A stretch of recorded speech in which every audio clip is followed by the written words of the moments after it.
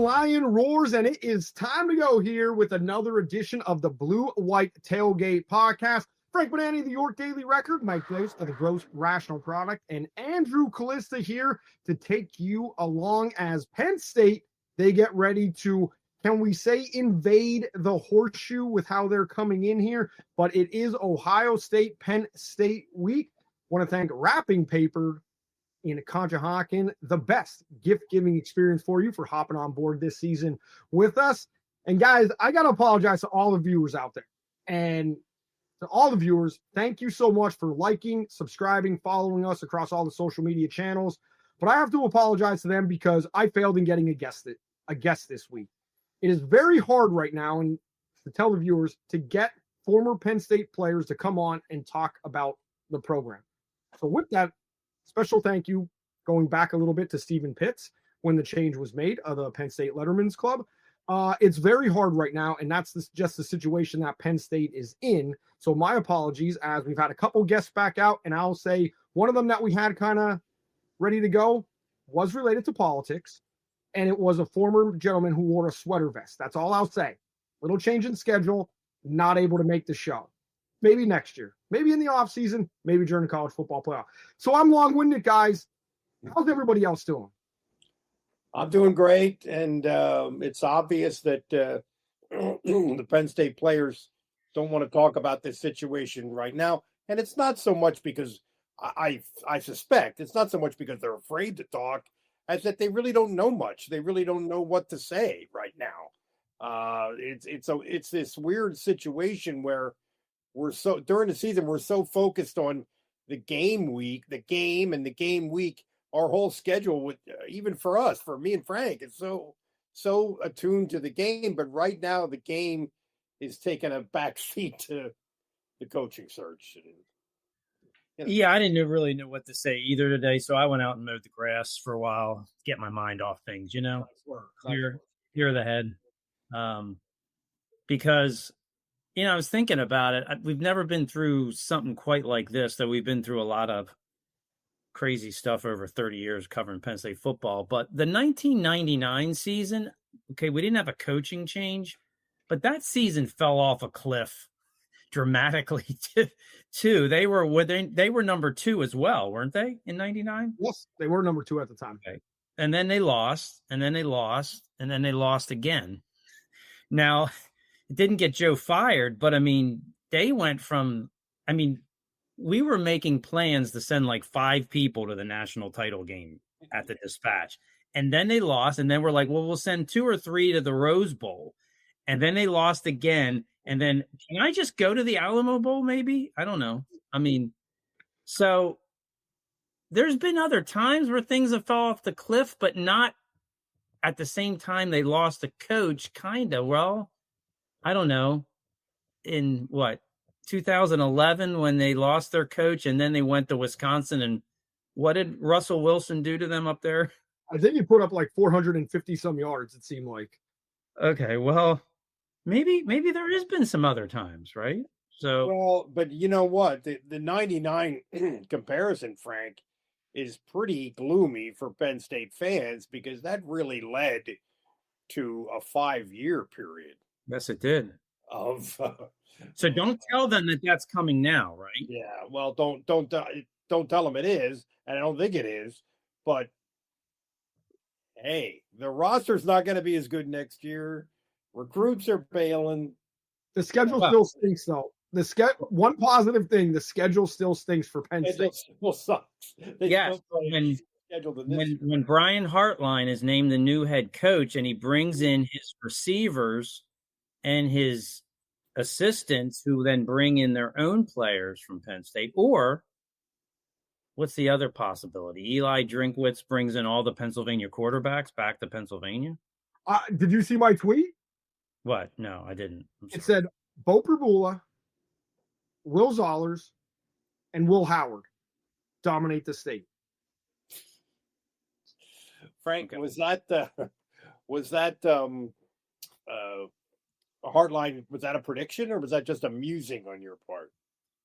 That's amusing. Well, I think it's amusing, definitely, because I don't know what Pat Kraft is thinking or how Brian Hartline would be interested or interviewing or what, but I think the more I kind of go through this every few days, if you get a guy like that, who I think you can tell who's going to be a good head coach in a lot of circumstances by the way they present themselves more than what they have as experience, right? And I think he has shown the CEO mentality, the developmental mentality of his players. He demands perfection. It appears to be. His players respect him. He's the best, arguably maybe the best recruiter in the country.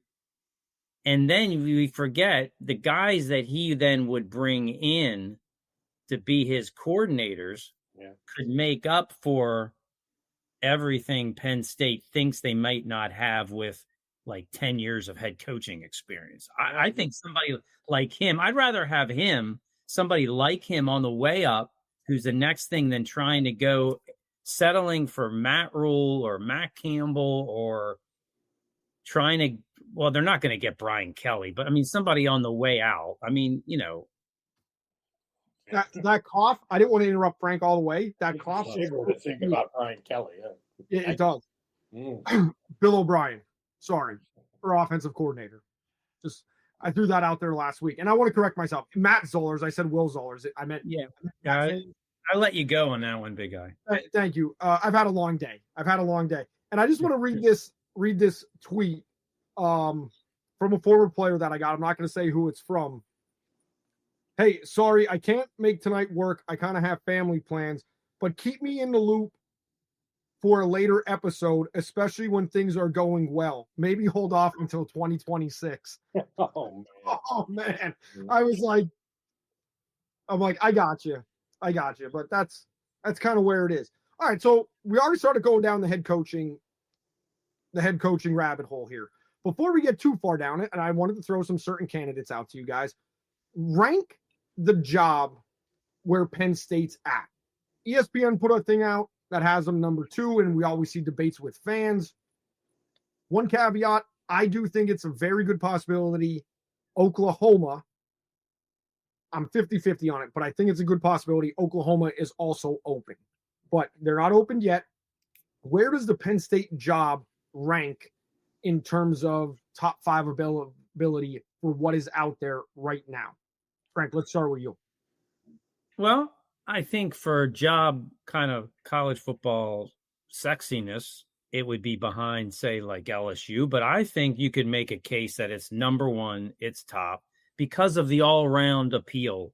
You have, it's like, you know, the academic institution and tradition that it is. You have over 100,000 people that are willing to go there and watch you every single game. You're pouring $700 million into the stadium where 100,000 people go. You're committed. You've shown, whether it's smart or not in certain ways, you've shown you're willing to open up the pockets and spend what you need to spend. You just made Jim Knowles the highest paid coordinator in college football history. So you have the facilities that are better. You have the stadium that's going to be size. I mean, it's going to be right there as one of the top stadiums in the country overall. You have everything in a sense. I mean, you don't have the recruiting and the SEC maybe draw that like LSU would have. I still think it's better than Oklahoma overall. Mm-hmm. So there you go. I'll go number 1, 1A, number 1. Yeah, the only one I would put ahead of it is LSU. And I think Florida is close behind. I think I would put Oklahoma slightly behind those 3. I would say this, though. I still think that the SEC is substantially deeper than the Big Ten. The Big Ten's getting a little deeper with what Indiana's doing, and maybe we'll talk about this later in reference to Saturday's game, but what Iowa's doing right now is, but anyway, it might be easier to get to the playoff in the Big Ten and in the SEC, and it might be easier if you're thinking about a next destination for James Franklin. there's some jobs that are going to be available in the ACC, I think, that are pretty attractive. I think, and Andrew, I think you have said this too, I believe. Florida State. I think it's a perfect match for James Franklin. That's a pretty good spot for James Franklin, I think. But anyway. And the Summer House of Destin, right down the road, 2 hours with traffic. I think that works out pretty well for James Franklin. I think Penn State is a 1A, 1B job with LSU. LSU having a much better recruiting ground, the ability for boosters to go out there and the willingness to pay players. What I think hurts LSU attractive-wise, impatience, obviously what we've just seen, not once but twice. And their AD situation, I don't know how that AD, by the way, same AD that paid out Jimbo Fisher. I know. At some point, he's got to be evaluated. Same thing with Scott Strickland at Florida, who has turned over coaches left and right, which kind of makes me believe, why do these ADs justify these massive salaries at places?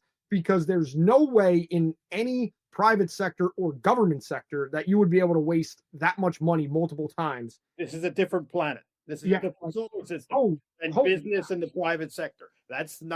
This is so different from that. I can't overstate it. I get it. I'm just thinking somebody on these board of trustees are actually making the decisions rather than the ADs. And it's like, well, what does your salary actually justify? Because you're just throwing money out multiple times, especially at those two institutions.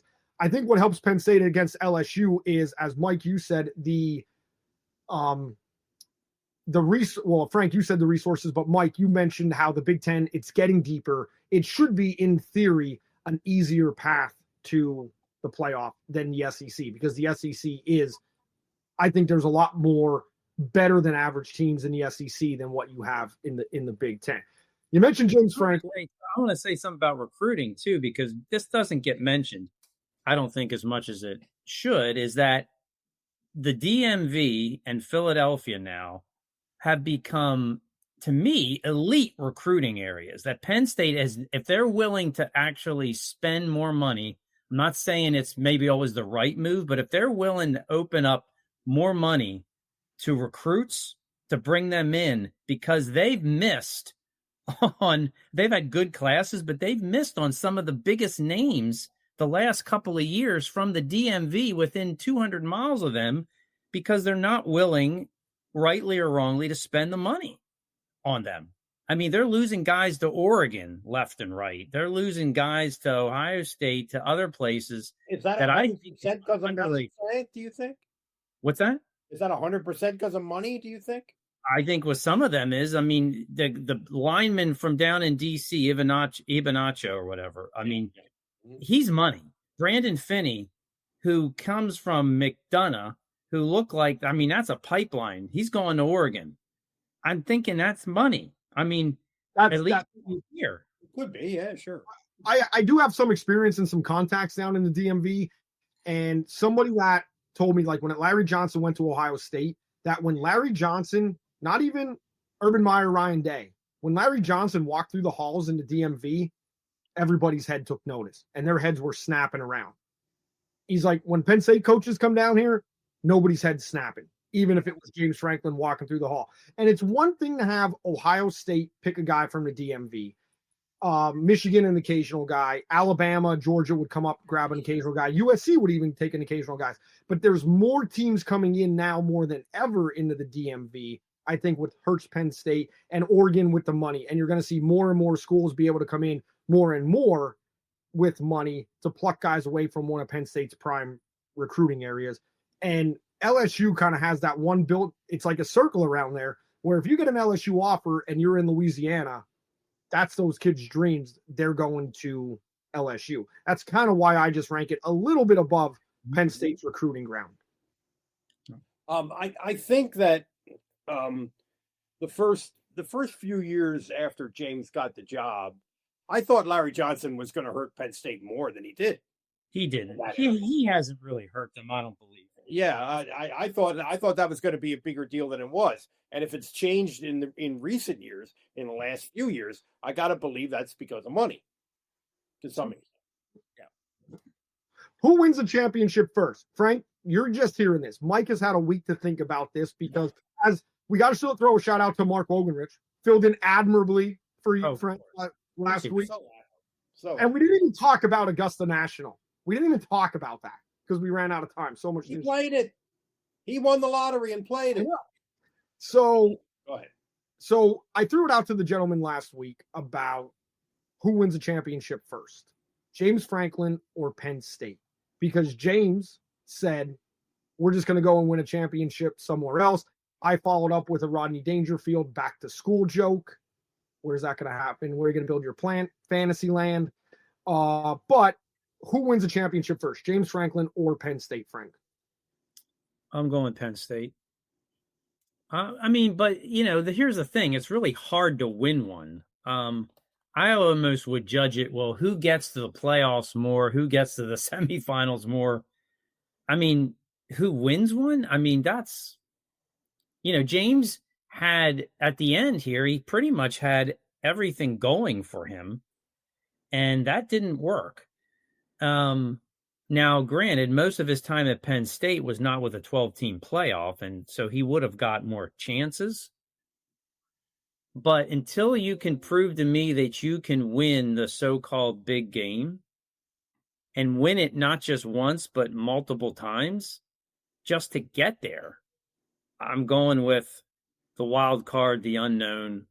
Let's see who Penn State brings in. I'm in 100% agree with you. I think Penn State. I probably would say. I'm sorry, Andrew. No. Go ahead. I probably would say Penn State too, just because we don't know where James is going to go. I mean, James could go 6, and how many other coaches are going to be looking for gigs this is going to be the most insane coaching carousel in the history of sports, maybe, and it's the next few months. But it depends where James goes a lot. And Penn State might have a little bit of a dip here before they can make a run at it again, but there's no reason to believe that they can't. I think they're going to get a good coach. And I've said that before. I think they're going to get a good guy. I think Matt Rule would be a good guy. I think the guy from Iowa State would be a good guy. I think Manny Diaz would be a good guy. And Frank kind of no. Frank talked me into Hardline. I'm intrigued by Frank's case for Hardline. All right, democracy rules here. Should we continue talking coaches or should we move on to Ohio State and then circle back? Another political term for political fans out there. Circle back to the coach talk.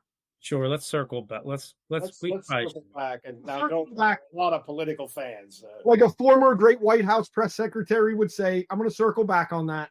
Yeah. We'll circle back on the coaches talk. Full of them today.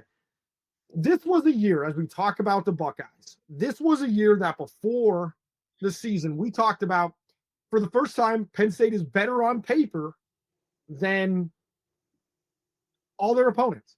Coaching staff. This is a coaching staff that you could make the case is better than the Ohio State Buckeyes.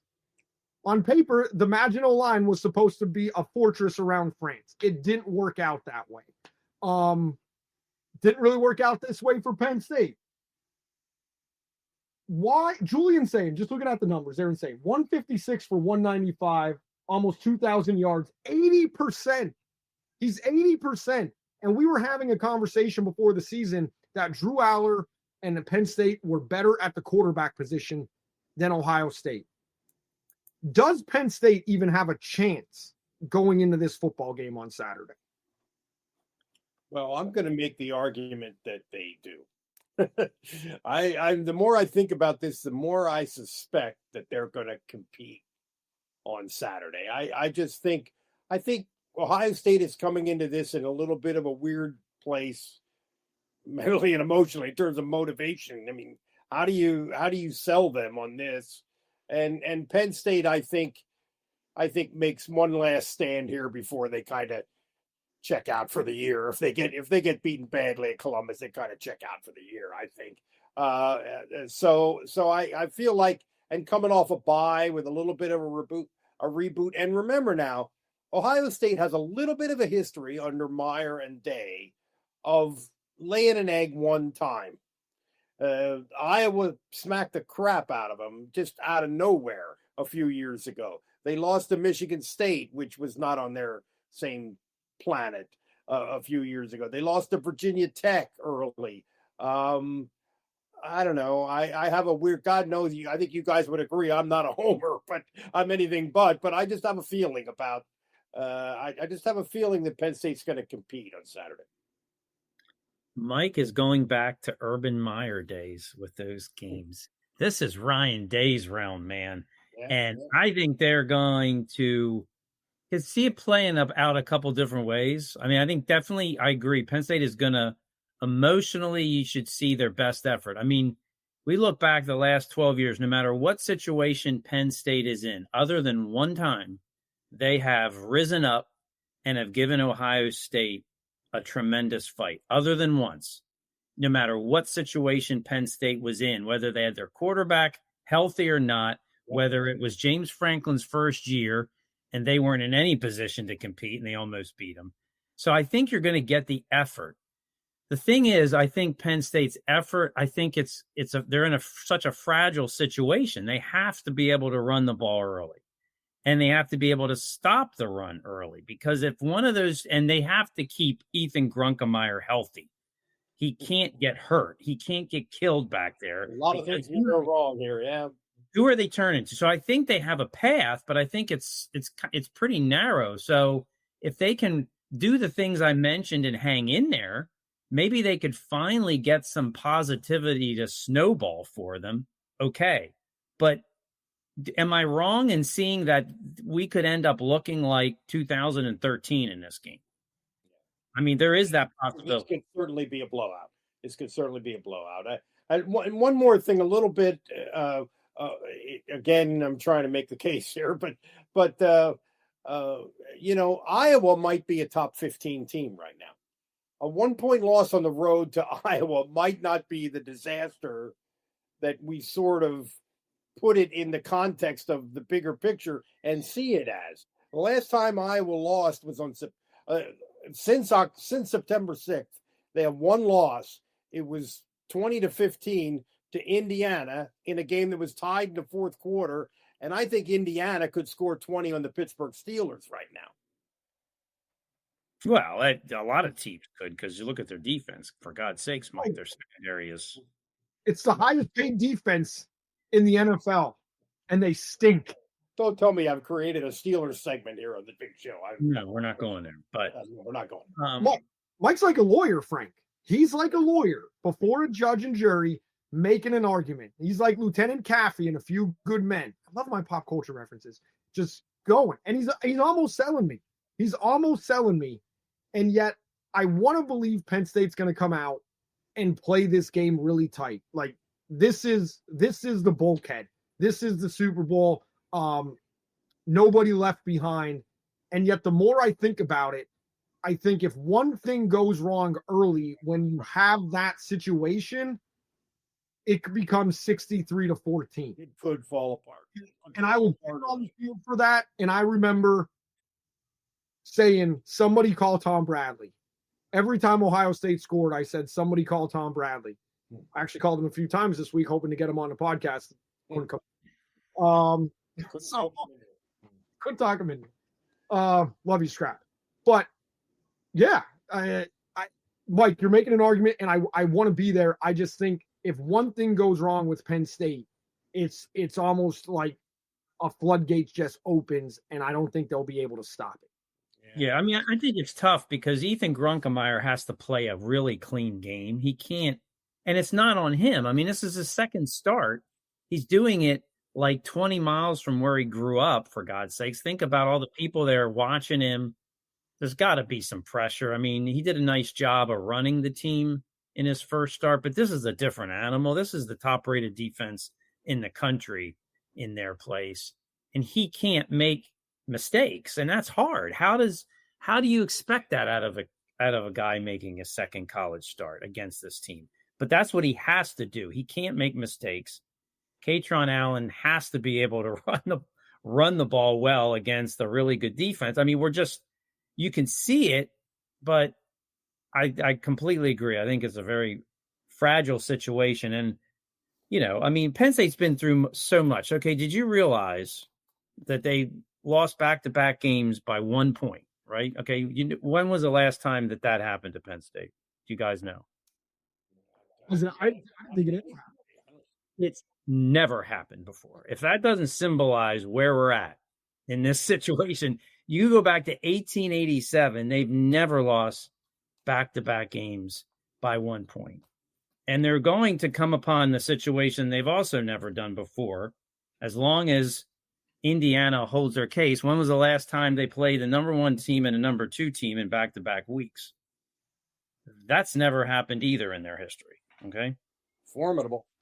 Never. So, I mean, we're talking circumstances you can't, it just makes it all so much harder, I think, for these guys. Yeah. And also Grunkemeier's going against an NFL coordinator who seems like he can complicate things for a lot of people. Ohio State is not playing the best offense in the country. And they kind of have allowed this quarterback to work his way in.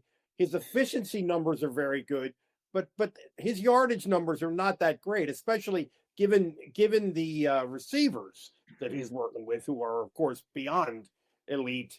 And Andrew, when you were talking at the beginning of the show about things that we thought were in Penn State's favor that have turned out not to be compared to Ohio State, I think the Jim Knowles, Matt Patricia thing, that one's the one that's number 1 on the list to me. His schemes that he was running against Texas, and I'm not saying Arch Manning is the best quarterback ever, because there were things really on the field that, but they were just different, and it was every single play. It was something different being thrown out there. So much. They mixed it up so much. So it's complicated, but for some reason they can pick it up. I mean, that was the first game of the season. So Penn State hired the wrong defensive coordinator, is what we're saying. Yes. By the way, I just wanted to go back, and I was fact checking Frank on the 1 and 2 thing. Almost, it should have happened, by the way. It should have happened in 1982. Back-to-back weeks, number 1, number 2. But it didn't, because Pitt lost to Notre Dame. And then when Penn State played Pitt, they were number 5 instead of being right. Now, the last game of the year, they played the number 1 team in the country, correct? In 82? 82, yes. They played Georgia. Okay, and then to the first game of the following season, they opened up against the number 1 team as well, correct? Was it Nebraska? Yes. Yeah, you guys. So it was Nebraska in the Meadowlands, and Penn State got worked. Smoked. Yeah, so they did kind of technically play 2 games kind of in a row that were against number 1 teams, different seasons, but no, I checked this. So you can check me all you want, big guy. But tell him, Frank. I wasn't sure if Pitt was undefeated playing Penn State that year. I forgot. So this is the Lou Prado Memorial segment of the show. Absolutely. God bless you, Lou. Historian. I love Lou. Very impressive. I miss Lou so much. Speaking of that, it was very nice what Penn State did early in the season, having his picture up in the press box, if we want to call it the press box, for how that situation is going. Talking Terry Smith, I thought he killed it. I talked to somebody who is involved with the team, and I brought up on the phone, they couldn't do the podcast because they're involved with the team, but just throwing them out there. I said, I think Terry's killing his press conferences, and the person agreed. He's like, the attitude is completely different from a couple weeks ago. The guys are obviously buying in to what Terry is getting them. Now trying to get that from the locker room out onto the field and into the end zone, and preventing the end zone trips on the defense is a whole other ballgame. But one thing that I found most interesting of this week's press conference was when Terry was asked about the offense and play calling. This is how he responded about his conversation with Andy Kotelnicki. I do think we'll be able to throw the ball a little bit better this week at Ohio State. I'm demanding from Coach Kotelnicki that, he's creative in the pass game, in the sense that, we don't want to throw the ball so much horizontally. We want to throw it vertically. There's not been any challenging or anything like that. And, maybe demanding is probably not the right word. When I go to him, I'm saying, hey, listen, this is what I'm thinking. And he's like, yeah, you know what? I was thinking the same thing. And we're on the same page. I take that statement and then I take what Penn State did when the media came up to practice and there was an install going on and everybody was in Haluba Hall. I got to believe that something crazy is being worked on with the offense. Wildcat formations, Tyseer Denmark, Kobe Howard, something crazy is going to come out of this that I don't think Ohio State would be expecting. Well, maybe. I don't know. I mean, the Wildcat formation is not going to help them get the ball vertically down the field. Well, I'm just saying there's that. I mean, they've shown they're going to try to throw the ball downfield a little more. Yeah, but I mean, that was a distinction that he made. And I think he used the word demanding kind of by mistake. I don't think he really meant that. And then he softened that a little bit later. But yeah, they do have to get it. I mean, again, it's run the ball effectively enough so that you have a chance to throw the ball over the linebacker level. I mean, that's what it comes down to. And Penn State doesn't do that. So if you're a Penn State fan, you're hoping that when they were in that mysterious install in Haluba Hall, they were getting some magic stuff that's going to help them do that. I think that more than anything else is critical. I think I know one of the magic plays they were working on that we couldn't see. Are you ready? You ready? I'm ready. Okay, so the tight end option pass to Luke Reynolds, who was a high school quarterback, he is going to chuck it deep. He's going to catch a ball behind the line, and he's going to chuck it deep to one of those white receivers, maybe one of the young guys. How's that? Boom. And we clearly are going to see more of Howard and Tyseer Denmark. We're clearly going to see more. What do you make of that? So James Franklin called Terry Smith the OG and was always the ultimate truth teller. Terry Smith comes in right away and basically, I took it as, I see these guys every day in practice. I don't know why they're not on the field more.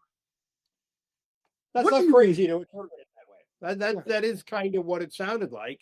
And you can't help but wonder what kind of arrangements get made with transfers. I don't know. But anyway, it seems like that's at least some possibility there at the receiver position. Yeah, I think you're seeing where there's some things that maybe the assistant coaches were not in agreement with, right? That they've changed some things already. Yeah.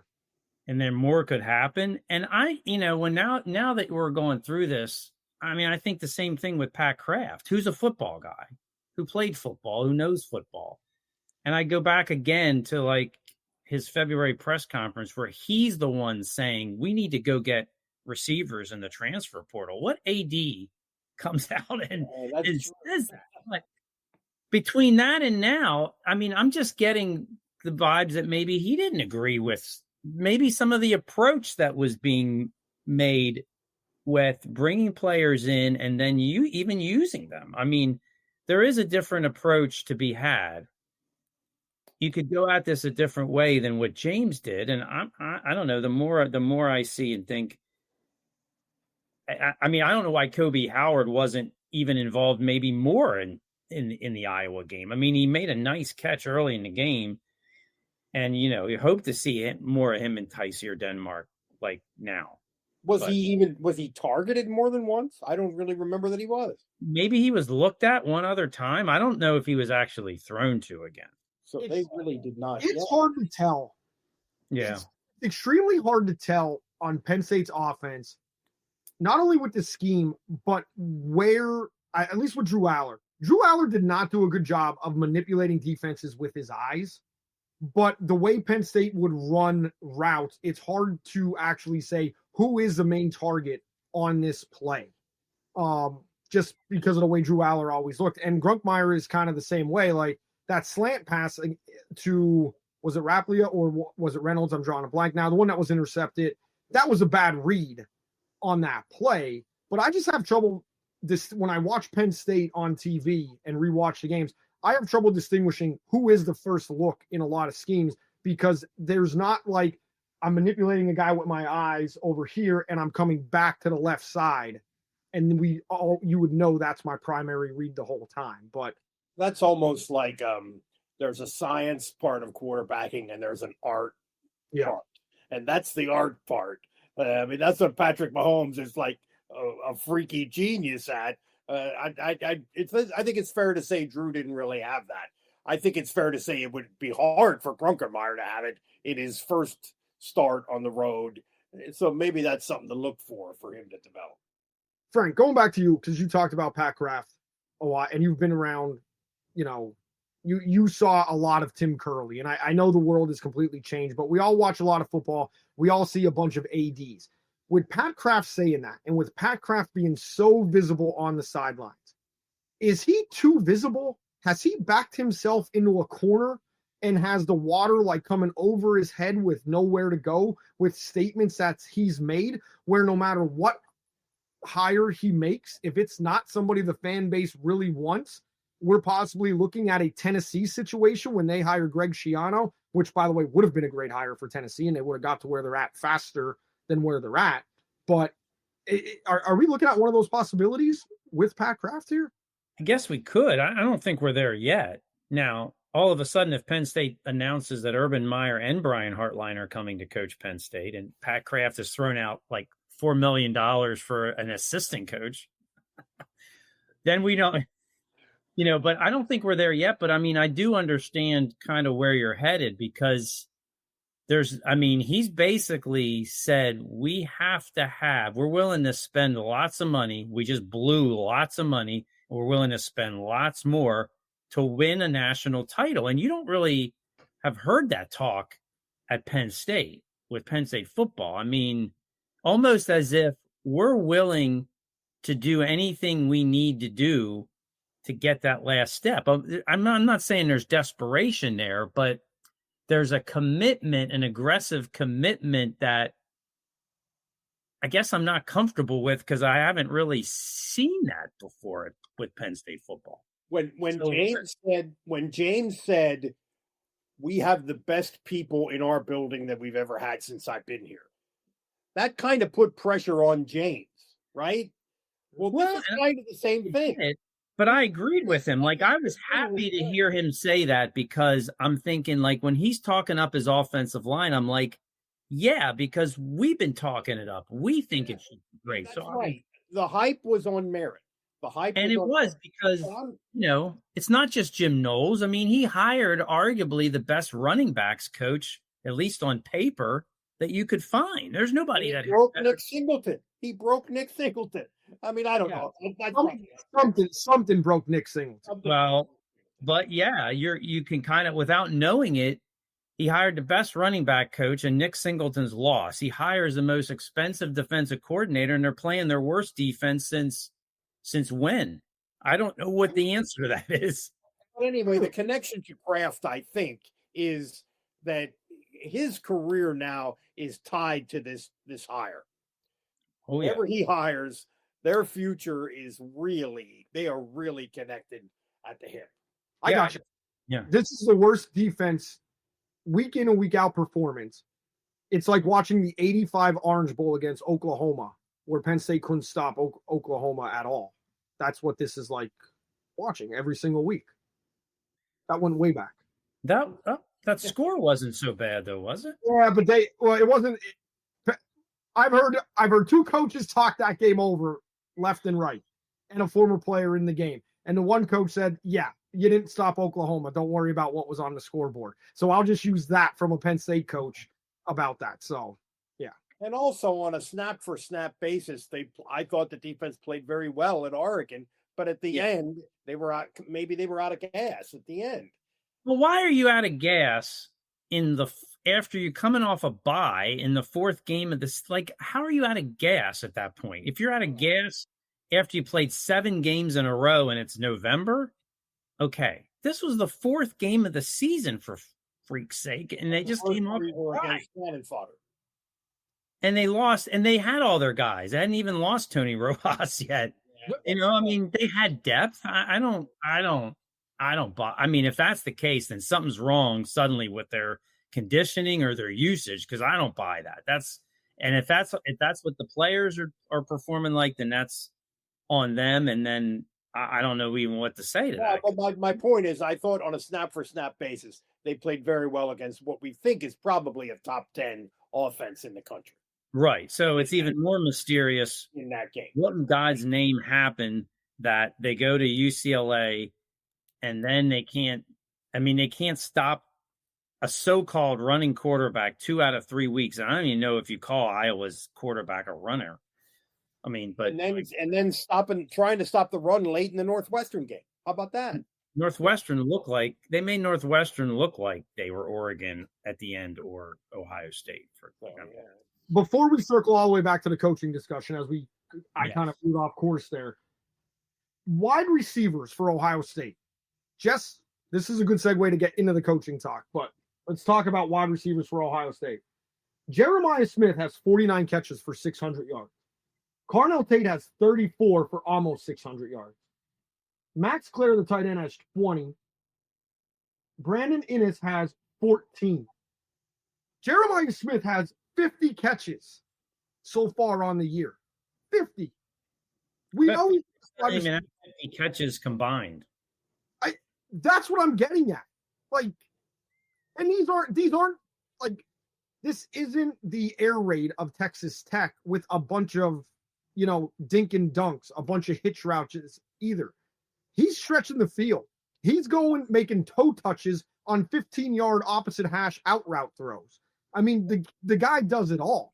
And so no matter what the score is for Penn State fans, I would implore them to simply enjoy watching Ohio State's wide receivers work against a pretty good, talented Penn State secondary, albeit which one shows up. Because you got to think, if you're a Penn State fan, better days are ahead.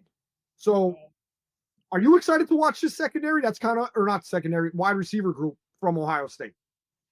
Yeah, I think I've said this before. The last 10, 12 years in college football, the best teams, the wide receiver play pops so much. It's spectacular. It may not be the most important thing, but it's close to it. And it's the difference, I think, in a lot of cases. So, yeah, now I don't think too many Penn State fans are going to enjoy. Enjoy being a football fans. I'm not, it's these you're going to see, and with Gus Johnson, and he loves the Buckeyes, they're probably going to hate the broadcast. You're going to see a lot of close-up, one-on-one shots of watching Jeremiah Smith and Carnell Tate work. And it's like watching, for Jeremiah Smith's case, it's like watching a masterpiece be carved out of marble. He is a Randy Moss talent. I mean, he's just extraordinary. They have 2 NFL wide receivers every year. I mean, look at the guys that are doing it in the league right now from Ohio State. But this kid might be the purest talent of any of them. This is Randy Moss and Jerry Rice, and potentially based on what everybody has seen to this point. Yeah, and we've been seeing it for years with them. So this is no different in a lot of ways than what I saw 2 years ago, what you saw in 2017 when they completed like 20 passes in a row in the second half. It's a little different because yeah, but I mean they've had better receiver play than Penn State before Brian Hartline, but he's accentuated it to the point where if they're not the best group in the country, then you're wondering what went wrong here, because now you're at the point where you just expect it. I think our overarching theme tonight is we got to get Brian Hartline to Happy Valley. Can you get him on the podcast next week? No. We'll try. Okay. We'll try. I might have actually better luck. Yeah, because I mean, what worse could happen here, right? I thought of reaching out to Mike Doss, to be honest with you. I thought of reaching out to the old Ohio State safety, Mike Doss, who, man, he was a hitter. I really did, but I didn't want to insult any of the Penn State fans by bringing on a Buckeye player during Ohio State week. So, but no. So circling back to that coach conversation, Frank, I know you talked about Brian Hartline. You're not in on the Matt Campbell idea. I personally think, I keep seeing they got to get the big name. We have an email Remember, email the show, BlueWhiteTailgatePodcast@gmail.com. Checking in on the email. This comes from Tyrone. Tyrone says, been watching Penn State since the 80s. Obviously, we haven't won a championship since. We need to do what Michigan did. Go get a big-name coach. Players go to Alabama or Ohio State, no matter who the coach is. It's different here at Penn State. He says they need a big-name coach. I'm kind of in that boat, but at the same time, I lean more towards the big-name coach. Mike Elko could have been hired in 2021 at Penn State after 2 down years. He wasn't. Now Mike Elko is the big name. Find the next big name. Find who it's going to be. It could be anybody. So we don't know who it is. Yes, that takes. If that's your way to approach it, then you're going to get a name that is not going to be sexy. And that's fine. And I'm not. Brian Hartline, I think, is a little sexy. Yeah, Brian Hartline is the exception to all the rules here. This is the theme of this show. This is the Brian Hartline edition of the big show. Sometimes, a lot of these big school coordinators don't work out when they go. Kirby Smart happens to be an exception. Will Muschamp did not work out at Florida. Remember, he couldn't miss defensively. So, and I know nothing's guaranteed in life. Will Muschamp was kind of the Kirby Smart of his day. Yeah. Maybe it is the great one from Northumberland County, former Lord's Regional standout, Bobby Chesney at JMU. Maybe he's the guy not as sexy. There's Chip Kelly wasn't sexy originally when he went from, out to Oregon to be the OC and then, promoted up. So, I mean, there are those type of things. And I fear that Penn State fans are boxing themselves in, as I keep saying, you got to get the big name. You got to get the big name. To me, it's find the big name. Find the next big name that says Alabama wants to poach your coach. And maybe Rule is that guy, because I do think Penn State's an elevator. Maybe it is Matt Campbell. I don't know. But none of these guys really jump out as sexy except Joe Brady and Hartline because they have the names. I tend to lean more towards Hartline because the Bills kind of haven't got over the hump. And that with the best play, with one of the top 3 players in the league. Yeah, but Hartline has proven that he can recruit, and he's proven that he can do other things. I think I would rank Hartline ahead of Brady. As impressed as and I've said this before to you guys, as impressed as I am with Brady and have been for a while, Hartline would be. I think he's just he's more qualified for the specific job. Yeah. Yeah, and I think you open up possibilities. Someone like Brian Hartline comes in, maybe Kevin Wilson's your offensive coordinator. I mean, you can bring in, I think, a dynamic set of coaching. I mean, of coaches. I mean, it's not just him. And I think it's like any candidate is Bob, whether it's Chesney or Hartline or someone like that, if you're good at interviewing and you're good at evaluating what the plans are, I mean, someone is going to stand out to you in ways we can't tell. Yeah, and I think if you're astute at that, if you have the right people judging, maybe you should be able to know who you think can be the next one of the next big time guys. Yeah, I mean, you want the best guy. To me, I could care less about name recognition, because what is that going to get you? I mean, how does Matt Rule interview against Chesney and Brian Hartline? I mean, that means something. The other thing is that we do have a longer scope of what Matt Rule has done, and there's definitely positives there. But is what Matt Rule has done, is that fit what Pat Kraft's looking for? Simple as that. Does it? Does it fit? I mean, he's a Penn State guy, but does it? Pat wants somebody that's going to win a national title or is in position to win it. Is Matt Rule that guy? Yeah, you're right. I think a couple things about Kraft. Number one, everybody says, well, he and Rule are buddies. I don't know that means much. No, I don't. Because he really wants to win. Kraft really wants to win. And the other thing is, he might be a guy who it's legitimate to wow him in an interview because he's a football guy. He played football at a fairly high level. So it's not like he's wooing. It's not like this coach would be blown away with his presentation of the previous AD, right? It's a little different. Yeah. Right. No, and the thing is like Penn State should elevate whoever they hire. Every coach should be elevated by Penn State as much as they're going to elevate the Lions coming in here.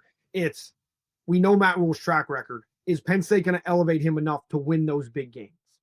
Because we know if Matt Campbell, for example, wants to win the whole thing, if that's on his wish list for his career, then it makes sense for him to want to come here. Right? Well, sure. I think they want to come here. It's how do you gauge the differences when you're bringing these candidates in? But I just mean Matt Campbell has supposedly turned down jobs before. Is he at a stage in his life where I want to take the next step? Well, then he'll want to come to Penn State. Right. And to be honest with you, that is kind of off-putting. I appreciate the loyalty, but if the coach actually wants to win the whole thing, why is he saying now, as he's almost like in his if he's that career warning light, like in the corner of your eye, now it's okay, I want to win the whole thing and go.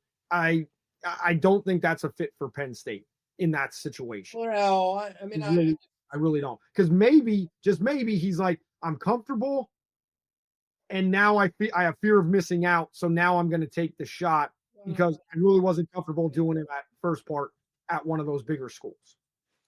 So I hear you. Yep. But all the names we threw out there, we know they've talked. We know interviews have taken place. Are we missing anybody on these boards that we're not talking about? I know Mike and I talked about Jeff Brom. The case for firing James Franklin in 2021 for me, I've always used Jeff Brom as the example. This is not a new name for me. I know it's stock up, stock down on a weekly report, and I don't want to get into that because I've always thought Jeff Brom, since he was at Purdue, would win a championship wherever he was at. Yeah, I've kind of forgot about Brom, but I wrote about him last week. In fact, our buddy Dave Jones texted me the other day and said, why isn't anybody talking about Jeff Brom for this job? And I replied to him, you should be reading Gross Rational Product, because less than 24 hours ago, I wrote exactly that. But we talked about him. I've always talked about him, and I just hope he's leaving Louisville. I like him a lot. So, Frank, who are we leaving out? Who's been left out? Nobody talks about Schiano. I don't know if he'd leave Rutgers. I think Schiano could win a championship at Penn State. So who are we leaving out? Why do you think he could win a championship at Penn State? What makes you believe he can take advantage of the facilities and all the things that are there and actually win a championship? Why? Because Penn State is everything Rutgers isn't. Because Rutgers, you used to be able to make the case, was the worst job in, was it Power Six football? And he made them competitive. I saw what he did at Rutgers. Granted, it's a while ago, that first time around. The guy could win. At Ohio State, I get it. It's Ohio State. It's a little bit easier to be a defensive coordinator there than anywhere else, but he knows how to coach in the Big Ten. And I feels like his star might have peaked a little bit. I know. Yeah. You know Greg, what? The old Greg. I like him too. I do. Well, that's why I'm just throwing it out there. I'm not saying he's going to get the job. I'm not saying that. But are we leaving somebody out there? Because if this opening was before he came back to Rutgers, I would actually say it was his job to lose when he was a defensive coordinator at Ohio State. I would say it was Greg Schiano's job to lose. Yeah, maybe. Oh, another guy that people are talking about and it surprises me is Kalen DeBoer at Alabama. Well, if Alabama doesn't make the playoffs, that's considered a failure. That's considered he hasn't done it in 2 straight years. He and Alabama might want to change. But, if they continue to play well, and I think that's off the table. Joe Brady comes here. You might be getting Joe Moorhead back as your offensive coordinator. Maybe, huh? Possible. So there's who are we leaving out? Is Signetti completely off the table, even though he signed a contract? I think he's 98% off the table, but not completely, because we're in Looney land. Yeah. It's Pat Kraft and it's Looney land. I'm not sure Urban Meyer is completely off the table, because with Pat Kraft, I don't know who is off the table. Nick Saban. Nick Saban has taken himself off the table. Yes, I think he's off the table. Miss Terry took Nick Saban off the table. Nick Saban, I don't think, has the stomach for college football in this day and age, and good for him. Correct. Because he did what he needed to do. I don't think it would benefit anyone for him to try to come back. Yeah, but I think there's different possibilities, and I think it's who is going to show Pat Kraft that I'm the killer CEO and can bring in the people around me to win what you want.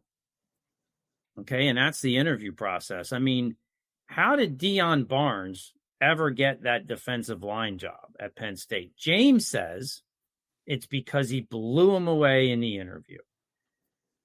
I don't know. I mean, I'm going to take James for what he said is true. I'm not sure that was the right move, right? But I mean, but that's how James hired him, he said. You got the impression in that particular hire, you got the impression that I wasn't really taking him that seriously, and then he blew me away in the interview. That's kind of how James characterized it, right? So if Brian Hartline comes to Pat Kraft and he's over-prepared and he has a vision, and it's more than just, well, this is why I can be a good head coach. This is how I can run this program. This is my vision. This is who I can bring in to get you where you want to go, and you check the boxes. Well, whoever that guy is, to me, that's what you're looking for. Now, whether that's him or Joe Brady or Drinkwitz, if he's interested, or I mean, but that's what it takes. And I think there's more than one of these guys that can do it at Penn State. So that is the great point. And that's what I think fans need to realize. Out of all these names that are being talked about, more than one of them can do it at Penn State. You just have to find one that's going to do it consistently and do it early enough in this world of football to survive. And by the way, Urban Meyer. I think they're going to get somebody good. Urban Meyer did have the picture taken with Dave McCormick. I know that has the internet in a tizzy. You know who else has a connection to Dave McCormick and took a picture with him? Hey, that's me right there. Yeah. Don't update your resume. Yeah, I'm not updating the resume. I'm just saying. If you could keep going forward, I'm going to think you're going to put your OJ McDuffie shirt on here in a minute. I got to find that. I do have to find that. I do want to show people that. All right, 57 minutes into it. Time to pick the game. We kind of already talked about the game. Let's go on record. How is this game going to go? Penn State versus Ohio State. Brian Hartline kind of interviewing for a job with the receiver production and what Ohio State offense is going to put out there in the shoe. Big noon kickoff. Don't be afraid to sleep in. It's only big noon. Penn State versus Ohio State. Frank, go ahead. All right. I think this is the scariest, most unpredictable prediction so far of the year, because I think it could go drastically in different directions. I'm going to say Penn State's increased, energized effort and their fire, and maybe some things kind of actually go their way to help them hang in there longer than maybe what you might think. So I'm going to give them the benefit of the doubt. They lose, but I'm going like 28-15 type of loss. Okay, I was going to no, you ruined me again. My job. I was going to say 26-17, which is the same thing with just 2 points added to one side and the other from what Frank said. I'm going to stay with that. 26-17, Ohio State. I was doom and gloom. I was 63-14 the whole day. Mm-hmm. The whole day. I get it. The scary Jesus, we all picked UCLA, a win against UCLA, and it did not go that way. Talk about going off the rails. I'm going to go 38-13 Ohio State. I don't think Penn State's going to have enough of stuff go right for them early on in the game. I hope for their sake they do. I hope for Terry Smith they do, because Terry Smith kills it every single week in the press conference, and you can tell he's working to motivate these guys, week in and week out. How do you motivate the guys? Well, I tell them, you are what you put on film. You're not going to get paid at the next level if you don't put something on film. One at the transfer portal, People might have said that about the coaches too. He did. So, I mean, Terry's rocking it.